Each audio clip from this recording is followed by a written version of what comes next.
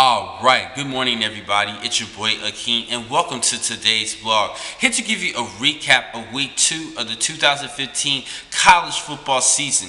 We had ourselves another great week, a couple of close thrillers, and one close upset that had occurred over this weekend between the Jacksonville State Gamecocks hosting the Auburn Tigers. I think actually the game was at Auburn. This was a good match, good overtime thriller in which the Tigers actually escaped 27-20, and Auburn definitely should drop in the rankings in the top 25. They should still be ranked in the top 25, but not at number 6 and not even within the top 15 in my personal opinion. Now, there's a couple of other upsets that occurred this past weekend, and I did mention the BYU Boise State game, and BYU did win, led by quarterback Tanner Magnum, who had 309 yards passing. Did have a couple of interceptions in that matchup, but he still had a good game throwing the football, leading the team to a victory. Another overtime thriller was between the Tennessee Volunteers against the Oklahoma Sooners, in which the game was at Knoxville, and it was a great game for you guys to watch. Now, headed into the fourth quarter, the score was 17-3 with OU behind 14 points, but then they rallied up and actually capitalized, going 17-17, heading into overtime, in which the Sooners won in double overtime, 31-24. A great thriller in this matchup.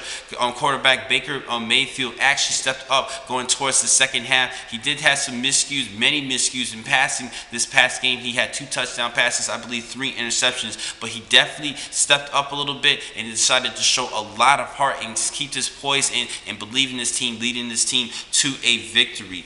Another really great upset this past weekend occurred in Arkansas as the Razorbacks hosted the Rockets of Toledo. Toledo actually ended up winning 16-12 in that matchup, and quarterback Brandon Allen for Arkansas did pass for over 400 yards, but 0 touchdowns and an interception. Now let's talk about other games that occurred over this past week. This past Thursday between Louisiana Tech and Western Kentucky, in which the Bulldogs actually lost 41-38. That was a great Conference USA matchup. Number 24, Utah beat Utah State 24-14. That was a good in-state rivalry. Now, head coach Jim Harbaugh of the Michigan Wolverines had his first home debut matchup against the Oregon State Beavers, in which the Wolverines actually capitalized with a 35-7 victory, led by running back Davion Smith, who had 126 yards on the ground and 3 scores. Bowling Green actually traveled to Maryland to face the Terps, in which they did win 48-27 in that matchup.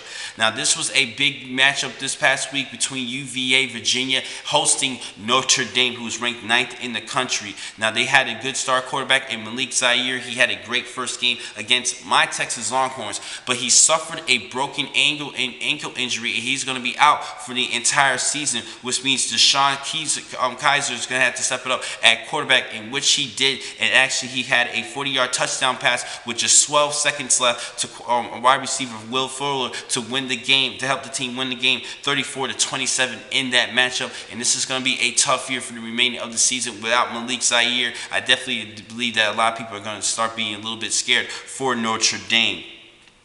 Other matches that occurred this past weekend: Georgia Southern beat Western Michigan 43-17, bouncing back from the shutout loss to West Virginia. That was a great matchup. Florida actually edged out East Carolina 31-24. That was a good game, and I think Jim McClellan, the head coach for Florida, he definitely apologized for the team's efforts this past game. They did not have a good game against the Pirates. Blake Kemp had a great game, 333 yards in that matchup for East Carolina, but they did come short in that matchup.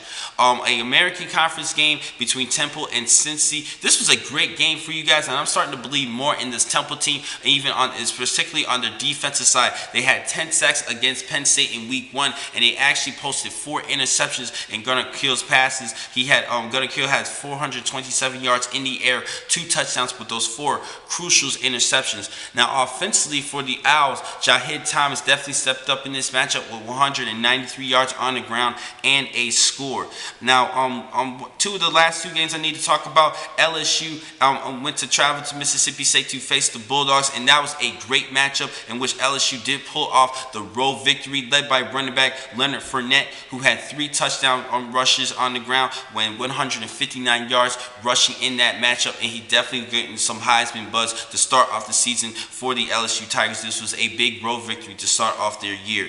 And lastly, my game of the week, as number 7 Oregon traveled to East Lansing, placed number 5 Michigan State. That was a great matchup. Michigan State actually avenged last season's loss with a 31-28 victory. Now, quarterback Vernon Adams Jr. for Oregon actually had a pretty good game, 309 yards passing. He did have a rushing touchdown and a passing touchdown, but 2 very important key interceptions that occurred in that game. The defense for Michigan State did have made a couple big plays when needed most, and their offense definitely stepped it up a little bit and capitalizing when they were able to. They capitalized a lot more offensively over Oregon, which was a shocker to me. Even though they did have the home field advantage, I believe that Oregon had a better speed offense, and they do great in the first half of the season. But the season is not over yet for the Oregon Ducks. They can still bounce back and possibly still make it to the college football playoff come towards the end of the season. This could be good news for Oregon in this case, because most of the time they usually find a way to mess it up in the second half of the season as opposed to the first half. But I think if things turn around as far as vice versa of losing in the first half of the season, they could possibly go undefeated for the remainder of the year and still make it to the college football playoff and possibly another appearance in the national championship like they did last season. So that wraps things up for this past week's recap. The next time I'm going to catch you guys will be later on this week for week 3 of this season. Thank you for watching this vlog. I'm your man, Akeem McCall. Be easy.